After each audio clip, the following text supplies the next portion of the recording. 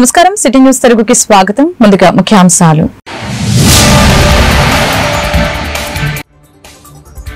విదేశాల్లోని IT నిపుణుల్లో 30% మన తెలుగు వాళ్లే. Knowledge hub గా ఆంధ్రప్రదేశ్ తయారవుతుంది. సీఎం చంద్రబాబు ప్రకటన.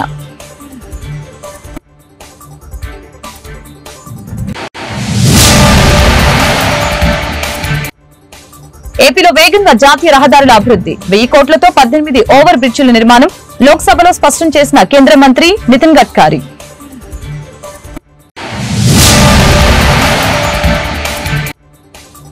రాష్ట్రంలో అంబేద్కర్ రాజ్యాంగం అమలు కావటం లేదు.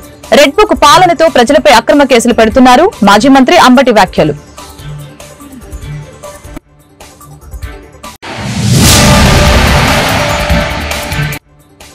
గుంటూరులో ఘనంగా అంబేద్కర్ వర్ధంతి కార్యక్రమాలు. రాజ్యాంగ నిర్మాతకు నివాళులర్పించిన రాజకీయ పార్టీలు, ప్రజా సంఘాలు రాజ్యాంగ స్ఫూర్తితో అందరూ నడుచుకోవాలని సూచన.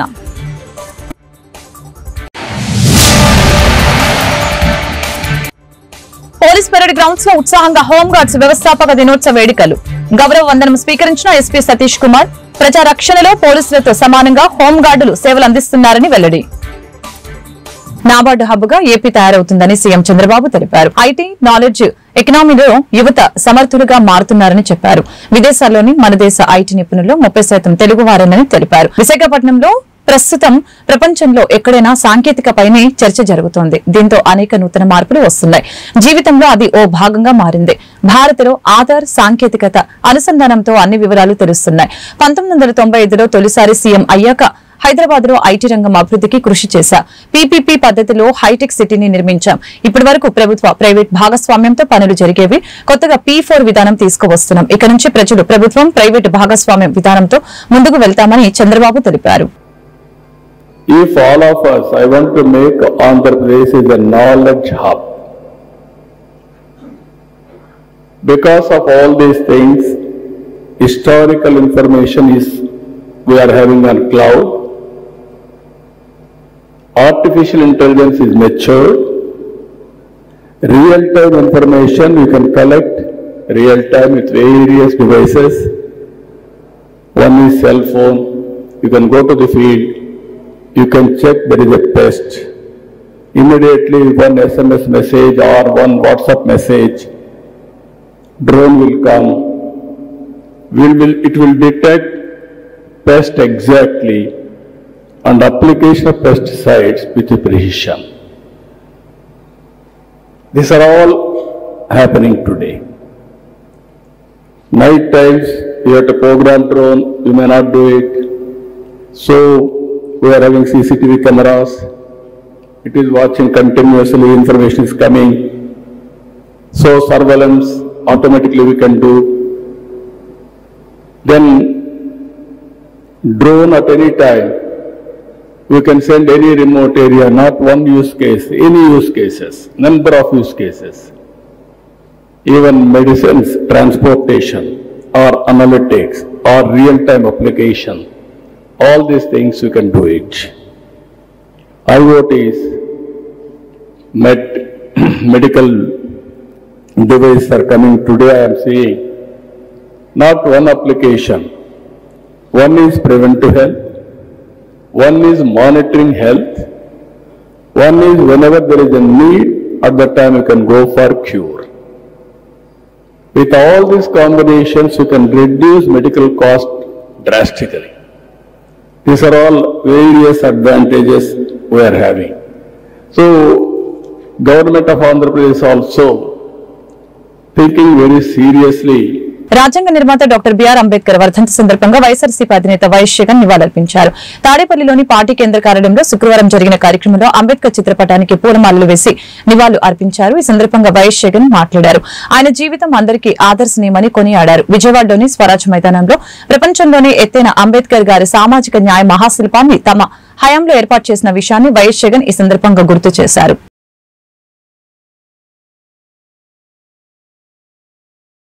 ఏపీలో జాతీయ రహదారులపై 1046 కోట్ల నిధులతో చేపట్టిన 18 ఫ్లైఓవర్ల నిర్మాణాలు వివిధ దశల్లో ఉన్నాయని కేంద్ర రహదారి రవాణా శాఖ మంత్రి నితిన్ గడ్కరీ తెలిపారు. లోక్సభలో వైసీపీ ఎంపీ మిథున్ రెడ్డి అడిగిన ప్రశ్నకి మంత్రి సమాధానం ఇచ్చారు.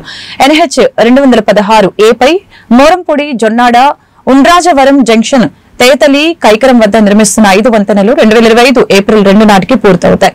NH-16 పై గొలగమూడి జంక్షన్, నెల్లూరు టీ జంక్షన్ల వద్ద నిర్మిస్తున్న 2 వంతెనలు 2025 సెప్టెంబర్ 11కి, విశాఖపట్నం ఎయిర్పోర్టు జంక్షన్ వద్ద నిర్మిస్తున్న ఫ్లైఓవర్ 2025 ఫిబ్రవరి 15కి, గుంటూరు మిర్చియార్డు వద్ద నిర్మిస్తున్న వంతెన జనవరి 6వ తేదీ కల్లా పూర్తి చేయాలని లక్ష్యంగా పెట్టుకున్నట్లు తెలియజేశారు. NH-16 పై Nagulupalapadu growth centre, Rajulapalem junction వద్ద తలపెట్టిన వంతెనల నిర్మాణానికి అనుమతి లేఖలు ఇచ్చాం. ఇదే హైవేలో Rajupalem cross road, Jonnathali cross road, Chevvuru cross road, Ranasthalam town portion తో పాటు NH-44 పై కియా వద్ద తలపెట్టిన ఫ్లైఓవర్ల నిర్మాణాలకి బిడ్లు పిలిచాం. NH-16 లో Sri city 0 point Chillakur centre వద్ద తలపెట్టిన ఫ్లైఓవర్ నిర్మాణాలకి బిడ్డు పిలవాలని ఉందని గడ్కరీ తెలిపారు. कोशिश करवा पर दो चीजों जिनके पूरी सफलता में प्लांटेशन और रोड सेफ्टी। तो प्लांटेशन में प्रॉब्लम यह है कि अभी हमने ये जो राजमुंदरी करके अपना आंध्र प्रदेश का एक डिस्ट्रिक्ट है, वहाँ बहुत अच्छी अच्छी नर्सरी है, हाईएस्ट यूर फ्रॉम दैट। तो मैंने नियम किया कि 3 मीटर का ही पेड़ लगना चाहिए NH पर। तो इनके यहाँ के नर्सरी के पूरे पेड़ खत्म हो गए, क्योंकि अब वो मिले नहीं। अभी नर्सरी भी खोल रहे हैं और इकोलॉजी एंड इन्वायरमेंट के लिए हमारी कटिबद्धता है। और मैं ये कंस्ट्रक्शन में काम करते हुए अब मैं समझ गया हूं कि झाड़ पेड़ को काटना ठीक नहीं है, और इसलिए सुप्रीम कोर्ट ने 4 धाम के प्रोजेक्ट में हमें परमिशन दी है। और हम कोर्ट में मामला जीत गए, बद्रीनाथ, केदारनाथ, गंगोत्री, यमुनोत्री को जोड़ने के लिए। फिर भी हमने निर्णय किया है कि हम देश में 1000 कॉन्ट्रैक्टर ऐसे तैयार करेंगे जो केवल ट्रांसप्लांटेशन का काम कर सकते हैं। हम पेड़ तोड़ेंगे नहीं, हम ट्रांसप्लांट करेंगे। अध्यक्ष महाराज, आपको कभी समय मिलेगा तो हम एक स्टेट ऑफ आर्ट प्रोजेक्ट एक एयरपोर्ट के पीछे द्वारका एक्सप्रेस हाईवे कर रहे हैं साहब। 30,000 करोड़ का प्रोजेक्ट है 10 किलोमीटर में, और वो जो प्रोजेक्ट है वहां हमने 12,000 ट्री को मैंने आग्रह से कहा नहीं तोड़ना, ट्रांसप्लांट सक्सेसफुली किया है। इसमें अलग अलग प्रकार की टेक्नोलॉजी है, और निश्चित रूप से इस देश में 1000 कॉन्ट्रैक्टर ऐसे तैयार करेंगे, पर पेड़ उनको पैसा देंगे और इसके बाद पेड़ काटेंगे नहीं, ट्रांसप्लांट करेंगे। यही कोशिश हम करेंगे, ये मैं आपको बताना चाहता हूं। सर, एक बात रोड सेफ्टी की है, मुझे आपका भी सहयोग चाहिए। बहुत दिनों में आप लोगों ने भी उल्लेख किया कि वर्ल्ड में जाने के बाद 11% वर्ल्ड के एक्सीडेंट कहां होते हैं, तो हिंदुस्तान में होते हैं। मरने वाले लोग ज्यादा कहां है, तो हिंदुस्तान में। 5 लाख एक्सीडेंट होते, 1.5 लाख लोगों की मौतें होती है। अब मुझे बताइए, 3 लाख लोग दिव्यांग बन जाते हैं, हाथ पैर टूट जाते हैं, 3% GDP का नुकसान होता है। కూటమి ప్రభుత్వ పెద్దలపై మాజీ మంత్రి వైఎస్ఆర్సీపీ గుంటూరు జిల్లా అధ్యక్షులు అంబటి రాంబాబు ఫైర్ అయ్యారు. కూటమి నేతల ఆధ్వర్యంలో సోషల్ మీడియాలో వైఎస్ఆర్సీపీ నేతలపై తప్పుడు ప్రచారం చేస్తున్నారని చెప్పారు. ఈ మేరకు శుక్రవారం పట్టాభిపురం పోలీస్ స్టేషన్ వద్ద అంబటి మీడియాతో మాట్లాడారు. టీడీపీ సోషల్ మీడియాపై పోలీసులు చర్యలు తీసుకోవాలని, లేదంటే కోర్టును ఆశ్రయిస్తామని అంబటి హెచ్చరించారు. 2 కంప్లైంట్స్ ఇవాళ పట్టాపురం పోలీస్ స్టేషన్ లో నా పేరు మీద ఇవ్వటం జరిగింది. ఇంకో కంప్లైంట్ కూడా చూడబ్బా. 2 కంప్లైంట్స్ ఇవ్వటం జరిగింది. ఒకటి తెలుగుదేశానికి సంబంధించినటువంటి అఫీషియల్ ట్విట్టర్లో వాళ్ళు, తెలుగుదేశం వాళ్ళు జగన్మోహన్ రెడ్డి గారి మీద అసభ్యకరంగా పెట్టినటువంటి పోస్ట్ మీద యాక్షన్ తీసుకోమని చెప్పడం కోసం మేము ఈ కంప్లైంట్ ఇవ్వటం జరిగింది. దానిలో చూడండి, ఇదిగో తెలుగుదేశం పార్టీ జై టీడీపీ అనేది ఇది వాళ్ళు అఫీషియల్ ట్విట్టర్లో అఫీషియల్ పేజీలో దీన్ని పెట్టారు. పెట్టిన తర్వాత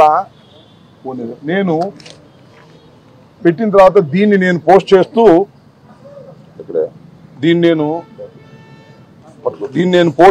దీన్ని ట్విట్టర్లో పోస్ట్ చేస్తూ ఏం చెప్పానంటే, అయ్యా మీరు ఈ విధంగా పెట్టారు, ఈ విధమైన మార్ఫింగ్ చేసి మా నాయకుడిపై పోస్టులు పెడుతూ మాకు నీతులు చెప్పారు, కేసులు పెడుతున్నారు.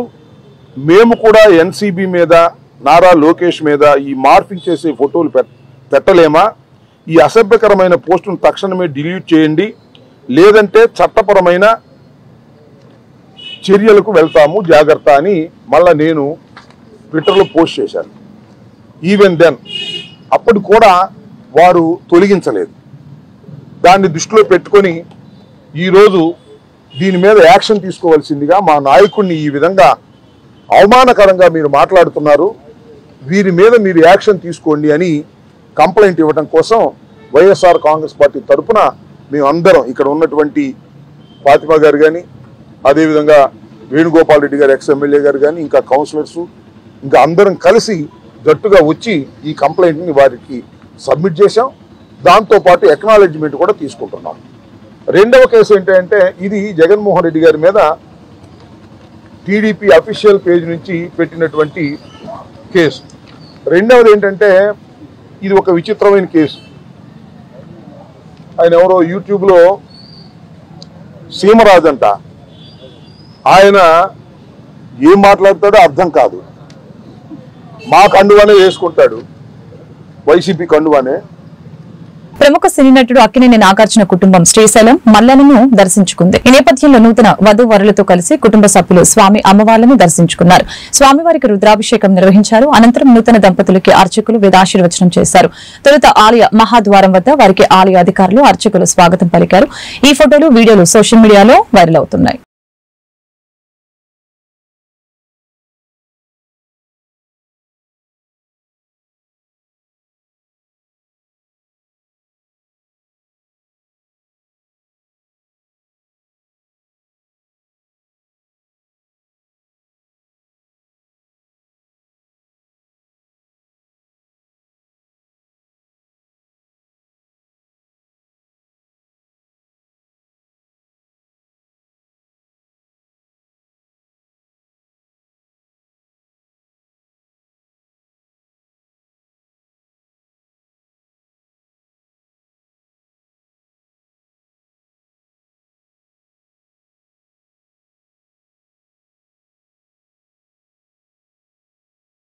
తెలుగుదేశం పార్టీ ఆధ్వర్యంలో డాక్టర్ బిఆర్ అంబేద్కర్ వర్ధంతి కార్యక్రమాన్ని ఘనంగా నిర్వహించారు.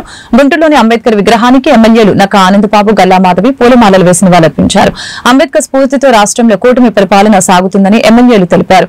అయితే రాజ్యాంగానికి విరుద్ధంగా వైసీపీ అరాచకాలు చేస్తుందని చెప్పారు. బడుగు బలహీన వర్గాల అభ్యున్నతి లక్ష్యంగా తమ పరిపాలన ఉంటుందని వారు స్పష్టం చేశారు.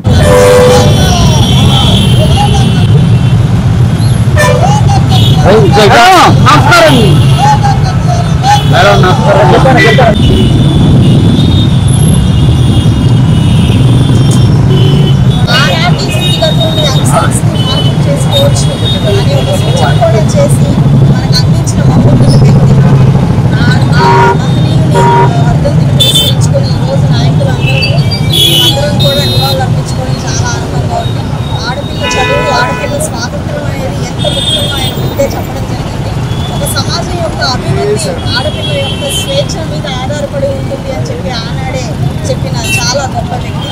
ఈరోజు ఒక ఆడపిల్లగా, అదేవిధంగా ఒక నాయకురాలిగా, ఆ నాయకురాలిగా ఆయన గుర్తు చేసుకోవడం ఆనందకరం. అండ్ ఇంతటి అవకాశాన్ని నాకు చంద్రబాబు నాయుడు గారు కల్పించడం, ఆయనకు కూడా నాకు పాదాభివందనం చేసుకుంటాం. ఒక్కసారి ఆయనకి మన నివాళులు అర్పించడానికి వచ్చిన ప్రతి ఒక్కరికి కూడా ధన్యవాదాలు చెప్తున్నాను.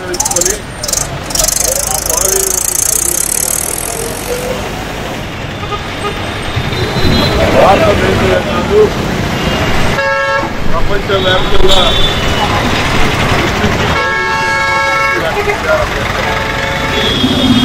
ఇవాళ భారతదేశానికి డాక్టర్ అంబేద్కర్ గారు అందించినటువంటి రాజ్యాంగం 75 ఏళ్ళు అవుతా ఉంది. అమలు 75 స్వతంత్రాల మహోత్సవాలు ఇప్పుడు జరుపుకుంటా ఉన్నాం. ప్రపంచంలోనే అతిపెద్ద ప్రజాస్వామిక దేశమైనటువంటి భారతదేశం అంబేద్కర్ గారు ఇచ్చినటువంటి దృఢమైన రాజ్యాంగంతో ఈరోజు అనేక రకాలుగా ముందుకెళ్తున్నటువంటి దేశంలో స్వాతంత్రం వచ్చినటువంటి పరిస్థితులు 75 ఏళ్ల సంవత్సరంలో ఉన్నటువంటి పరిస్థితులు ఒకసారి గమనంలో తీసుకుంటే పరిస్థితులు ఏ విధంగా మారినా ఏ విధంగా కొత్త గుర్తుకు వచ్చినా ఏ విధంగా 62వ హోంగార్డ్ వ్యవస్థాపక దినోత్సవ వేడుకలు గుంటూరులో ఘనంగా నిర్వహించారు. జిల్లా ఎస్పీ సతీష్ కుమార్ ముఖ్య అతిథిగా హాజరై పెరేడ్ కమాండర్ ఆధ్వర్యంలో హోంగార్డులచే గౌరవ వందనం స్వీకరించారు. అదేవిధంగా హోంగార్డులకి నిర్వహించిన వివిధ స్పోర్ట్స్ అండ్ గేమ్స్ పోటీల్లో విజేతలైన హోంగార్డులకి ఎస్పీ చేతుల మీదుగా అవార్డుల్ని ప్రదానం చేయడం జరిగింది. ఈ సందర్భంగా ఎస్పీ సతీష్ కుమార్ మీడియాతో మాట్లాడారు. అత్యవసర పరిస్థితులు, సంఘ విద్రోహ శక్తుల అణచివేత, ప్రకృతి వైపరీత్యాలు వంటివి సంభవించినప్పుడు పోలీస్ బలగాలతో పాటు సమానంగా నిస్వార్థంగా ప్రజలకి సేవ చేయడంలో హోంగార్డుల పాత్ర ఎంతో కీలకమని చెప్పారు. IPS inspection the police parade ground లో చక్కగా సాగుతుంది.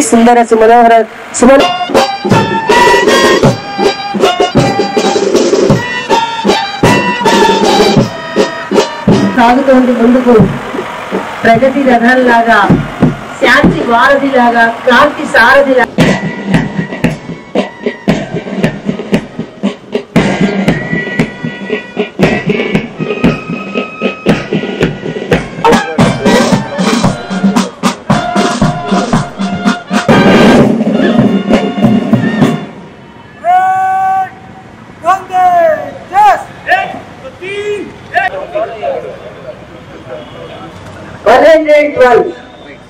WHG 81, HG 95, G కోటేశ్వరరావు గారు 35, G శివనాగేశ్వరరావు గారు, K ఝాన్సీ రాణి గారు, వారితో గౌరవనీయులు మన అందరికీ వారి కర్తృత్వం, మిత్రుత్వం, నేతృత్వం, భాతృత్వంతో శాంతి భద్రతలు.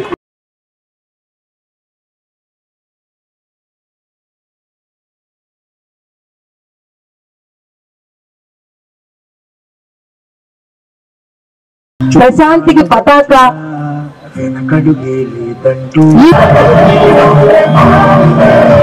ఓహో పౌరవ మా వికసిత్ ఆంధ్రప్రదేశ్, వికసిత్ భారత్ సాకారం చేయులా. రెండో దినోత్సవంగా మన హోంగార్డ్స్ రైజింగ్ డేని సెలబ్రేట్ చేస్తున్నాము. మనకు చైనా వార్ తర్వాత 1962 మన చైనా వార్ తర్వాత ఆ వార్లో వాలంటీర్స్ గా పనిచేస్తున్న వాళ్ళు అందరినీ కూడా హోంగార్డ్స్ అండ్ రికగ్నైజ్ చేస్తూ వాళ్ళందరినీ కూడా పోలీస్ డిపార్ట్మెంట్ లో ఒక భాగంగా తీసుకోవాలని చెప్పేసి నిర్ణయం తీసుకోవడం జరిగింది. దాని తర్వాత మనకి విజయవాడలో మనకి హోంగార్డ్ అనేది ప్రాపర్గా స్టార్ట్ అవ్వడం జరిగింది. దాని తర్వాత ఇప్పుడు 1963 విజయవాడలో స్టార్ట్ అవ్వడం జరిగింది. దాని తర్వాత ఇప్పుడు 62 సంవత్సరం పూర్తి అయింది. ఈ 62 సంవత్సరం కూడా మన హోంగార్డ్స్ రోల్ చాలా చాలా ఇంపార్టెంట్గా ఉంది. అంటే ఏ డిపార్ట్మెంట్ అయినా అవ్వచ్చు, పేరెంట్ డిపార్ట్మెంట్ అయినా పోలీస్ ఉండొచ్చు, విజిలెన్స్ అండ్ ఎన్ఫోర్స్మెంట్ ఉండొచ్చు, ఫైర్ డిపార్ట్మెంట్ ఉండొచ్చు, రోడ్ ట్రాన్స్పోర్ట్ డిపార్ట్మెంట్ ఉండొచ్చు. అన్ని డిపార్ట్మెంట్స్లో హోంగార్డ్స్ రోల్ అనేది చాలా ఇంపార్టెంట్గా ఉంది. ఇప్పుడు నేను ఈ సర్వీస్కి వచ్చి కూడా ఆల్మోస్ట్ 6.5 సంవత్సరం అవుతుంది. ఈ 6.5 సంవత్సరంలో నా జర్నీలో హోంగార్డ్ రోల్ని చాలా క్షుణ్ణంగా చూడడం జరిగింది. మొట్టమొదటిసారిగా నేను ఏజెన్సీ ప్రాంతంలో హోంగార్డ్గా గుంటూరు ఇన్నర్ రింగ్ రోడ్ లో ప్రెస్టీజ్ అల్ట్రా ఫ్రెష్ షోరూం ప్రారంభోత్సవం ఘనంగా జరిగింది. ఎమ్మెల్యే గల్లా మాధవి ముఖ్య అతిథిగా హాజరై షోరూం ని ప్రారంభించడం జరిగింది. బ్రాండెడ్ కంపెనీ అయిన ప్రెస్టీజ్ ని గుంటూరులో ఏర్పాటు చేయడం ఆనందంగా ఉందని తెలిపారు. నాణ్యతతో కూడిన వస్తువులు అందించి వినియోగదారుల మన్ననలు పొందాలని సూచించారు. అదేవిధంగా ప్రెస్టీజ్ ద్వారా అందిస్తున్న వస్తువుల వివరాలు సంతోష్ మీడియాకు వివరించారు.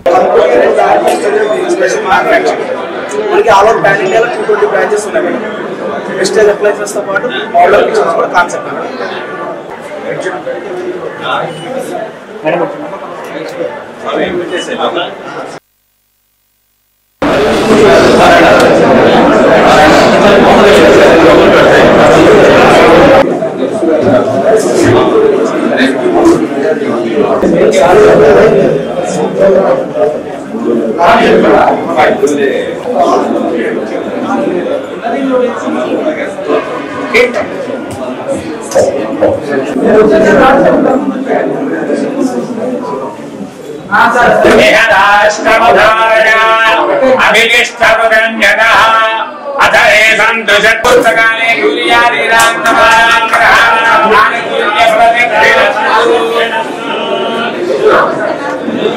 కోటేశ్వరరావు గారు దీనికి డైరెక్టర్గా మేనేజింగ్ డైరెక్టర్గా ఉన్నారు.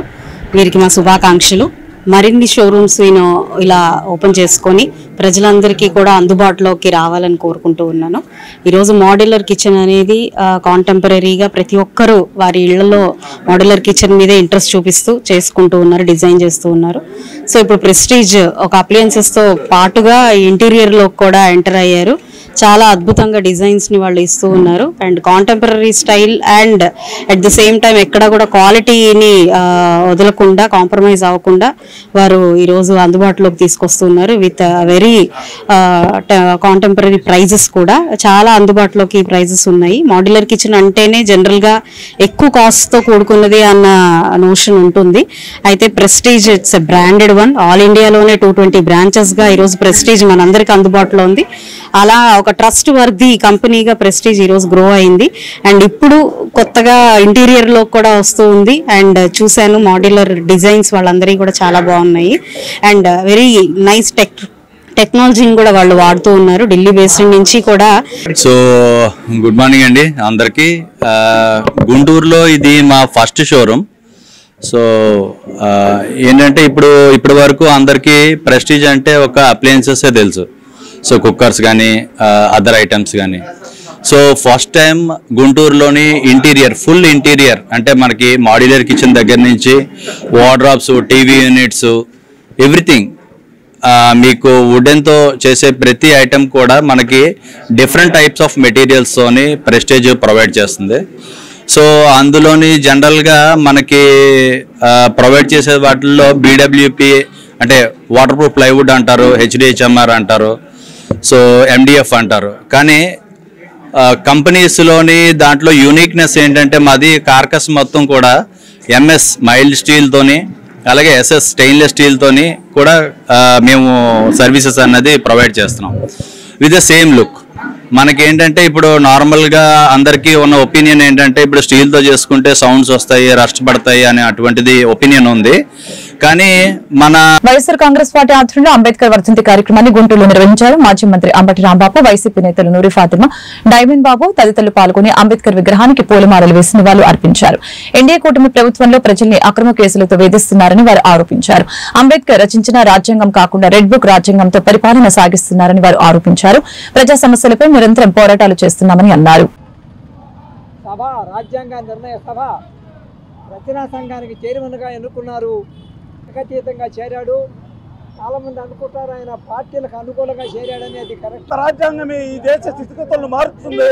అందుకోసం బహుజన్ సమాజ్ పార్టీ నిరంతరం పోరాటం చేస్తూ బాబాసాహెబ్ అంబేద్కర్ వైఎస్ఆర్ కాంగ్రెస్ పార్టీ తరఫున వారికి ఘనంగా అందరూ వచ్చి నివాళులు అర్పించారు. బిఆర్ అంబేద్కర్ గారి గురించి ప్రత్యేకంగా చెప్పవలసిన అవసరం లేదు. కానీ ఈ సందర్భంగా 2 విషయాలు గుర్తు చేయాలి. డాక్టర్ బిఆర్ అంబేద్కర్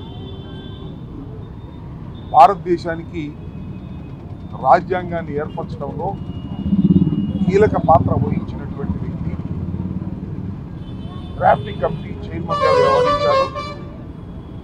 ఒక పవిత్రమైన రాజ్యాంగాన్ని రూపుదిద్దటంలో ఆయన ఎనలేని కృషి చేశారు. రెండో అంశం ఏంటంటే ఈ దేశంలో నివసిస్తున్నటువంటి బహుళ జాతీయులు, ముఖ్యంగా దళితులు, అణగారిన వర్గాలు, వారు అందరితో పాటు ఎదగాలి అంటే రిజర్వేషన్లు కావాలని పట్టుబట్టి ఆ రిజర్వేషన్ల రాజ్యాంగంలో పొందుపరచడం వలనే ఇవాళ పెద్ద స్థాయిలో అణగారిన వర్గాల నుంచి చదువుకొని వృద్ధికొచ్చి దేశంలో కీలకమైన పాత్ర పోషించగలుగుతున్నారు బడుగు బలహీన వర్గాలు. అంటే అది అంబేద్కర్ గారి ఆలోచన వల్లనేనని ఈ సందర్భంగా నేను చెప్పదలుచుకున్నాను. దానితో పాటు ఇవాళ భారతదేశంలో రాజ్యాంగం అంబేద్కర్ గారు రచించింది జరుగుతూ ఉంటే ఈ రాష్ట్రంలో మాత్రం రాజ్యాంగం భారత రాజ్యాంగానికి వ్యతిరేకంగా 69వ బిఆర్ అంబేద్కర్ గారి వర్ధంతి సందర్భంగా నివాళులు అర్పించుకుంటూ ఈ దేశమంతా బిఆర్ అంబేద్కర్ గారి కష్టం. ఎందుకంటే మనమందరం ఆయన చరిత్ర గురించి వింటూనే వచ్చాం. ఏ విధంగా ఆయన చదువు కానీ లేకపోతే ఏ విధంగా దళితులు ఒక్కళ్ళే కాదు ప్రతి ఒక్కళ్ళు కూడా సామాజిక వర్గం అందరం సమాంతరం అని చెప్పి మరి అందరికీ ఈరోజు కాన్స్టిట్యూషన్ ఫర్ ద ఫ్రీడమ్ కానీ ప్రతి ఒక్క విషయంలో కూడా రాజ్యాంగాన్ని రాసి మనందరినీ ఈరోజు మనం ఇంత చక్కగా ఉండగలుగుతున్నాము అని అంటే బిఆర్ అంబేద్కర్ గారి వల్లే. ఆయన ఆశయాల్ని ముందుకు తీసుకెళ్ళాలి ఖచ్చితంగా. ఎందుకనంటే రాబోయే తరాలకు కానీ లేకపోతే వేరే దేశాలకి నిజంగానే ఇక్కడ ఉన్న మరి ప్రతి ఒక్కటి కూడా విభిన్న కులాలు, విభిన్న మతాలు, విభిన్న ప్రాంతాలు, విభిన్న మరి లాంగ్వేజెస్ ఉన్న ఈ దేశం మరి బిఆర్ అంబేద్కర్ గారి ఆశయాలు ముందుకు తీసుకెళ్ళాలి ఖచ్చితంగా. మరి అదేవిధంగా ఇక్కడ ఆంధ్రప్రదేశ్లో కూడా రాజ్యాంగాన్ని మరి ఖచ్చితంగా వాళ్ళు పాటించాలి. ఏ విధంగా, ఎందుకనంటే పార్టీలు ఎవరు వచ్చినా కూడా అందరినీ సమానంగా చూడాలి. ప్రతి ఒక్క పేదవాడిని కూడా తన వర్గంగా తీసుకొని చేయాలి ఖచ్చితంగా ఈ ప్రభుత్వానికి. గుంటూరు ఇన్నర్ రింగ్ రోడ్ లో రాజధాని చాయ్ హబ్ ప్రారంభోత్సవం ఘనంగా జరిగింది. పొన్నూరు ఎమ్మెల్యే ధూళిపాల నరేంద్ర కుమార్ ముఖ్య అతిథిగా హాజరై చాయ్ హబ్ ను ప్రారంభించారు. టీడీపీ నాయకులు తాళ్ల శ్రీనివాసరావు, పెదకాకాని మండలం తెలుగుదేశం పార్టీ ప్రధాన కార్యదర్శి కొల్లేటి మురళి ఇతర నాయకులు కార్యక్రమంలో పాల్గొన్నారు.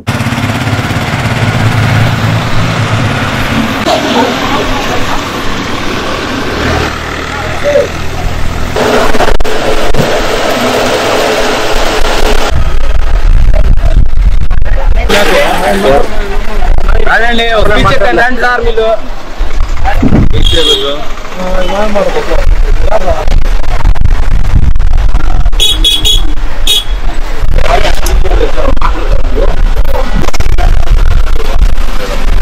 అలాగే ఈరోజు మహాత్మా గాంధీ ఇన్నర్ రింగ్ రోడ్లోని రాజధాని చాయ్ హబ్కి ధూళిపాల నరేంద్ర కుమార్ గారు చేతుల మీదుగా ప్రారంభోత్సవం జరపడం జరిగింది. ఆయన కూడా ఈ కార్యక్రమం వచ్చినందుకు ధన్యవాదాలు తెలియజేసుకుంటూ ముఖ్యంగా యువత ఇలాంటి వాటిలో వ్యాపార వృద్ధిలో కూడా అభివృద్ధి డెవలప్ కావాలని కూడా మనస్ఫూర్తిగా కోరుకుంటున్నాను. నమస్కారం.